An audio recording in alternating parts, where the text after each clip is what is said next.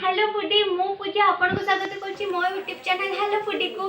तो एटा तो winter season चली आ ए सीजन में धनिया पत्र बहुत फ्रेश मिलता है। आपन धनिया पत्र चटनी खाइते बहुत सारा जिनस धनिया पत्र यूज करथिबे, किंतु मु आज जो रेसिपीटा आपन को सिखाइया पे होजे सेटा करबा पे बहुत इजी हेते आ बहुत खाइबा पे भी बहुत टेस्टी लागि थाए। तो चलो देखिबा सेही रेसिपीटी। प्रथमे मु गोटे पात्र रे 1.5 कप बेसन नहीं और 2 चम्मच मैदा से मिक्स कर रखी। एबे मु से गोटे चम्मच Kashmiri red chilli powder, half चम्मच हलदी गुंड और स्वाद अनुसार लुण नहीं भल भाव में मिक्स कर देछि।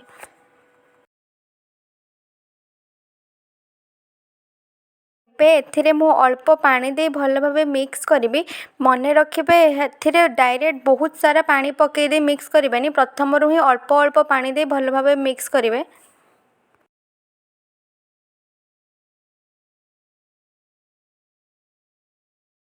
एबे मो बैटरटा भल भाव प्रस्तुत कर सारी। आपड़ कंसिस्टेंसीटा देखिपे केमी बेसी गाढ़ नुहे कि बेसी पतला नुहे, ठीक एमती ही बैटर रखिए आपण। एबे मु एथिरे 3 बड़ चम्मच पूरा गरम तेल देइछि। गरम तेल दबा द्वारा बहुत सॉफ्ट और क्रिस्पी होता है बराटा। तो खाइबा सोडा देबेनी, खाइबा सोडा देले तेल बहुत पीजिब। आपन चाहिले देई परिबे किंतु मु एठी देनी। एबे मु एथिरे अदा 3टी कंचा लंका और 2टी सुखिला लंका पेस्ट देइछि। या द्वारा फ्लेवर बहुत भल आसता है। पेस्ट दे सारा पर बैटर को पुणी मु बहुत भल भाव में मिक्स कर नेछि।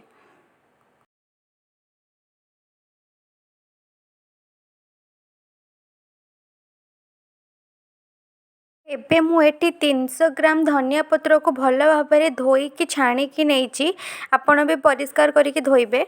एबे आपण देखि पारुथिबे मु केमिति गोटे गोटे धनिया पत्र स्टेम को धरी जॉइन करिछि और यहाँ को बैटर रे भल भाव में बुड़ेछि। आपण बैटर रे भल भाव में बुड़े के एक्सेस बेसन को बाहर कर देबे। एक्सेस बेसन बाहर कर सारा परे जाई तेल रे पकेबे। मु एबे तेल रे पकेछि देखंतु। तेल रे धनिया पत्र छाड़ला बेले टिके भल भाव में सावधान पकेबे, कहीं तेलटा छिटकीबार बहुत संभावना थाए। मु एबे आउ 3-4टी भी धनिया पत्र पकई देछि। एबे यहाँ को दुई साइड रू भल भाव में गोल्डन ब्राउन हवा पर्यंत फ्राए करबा। भलसे फ्राए करेंगे किंतु ध्यान रखिए ओभर कुक करेंगे, कहीं ओभर कुक करदेले पिता पिता टेस्ट पलि आसो।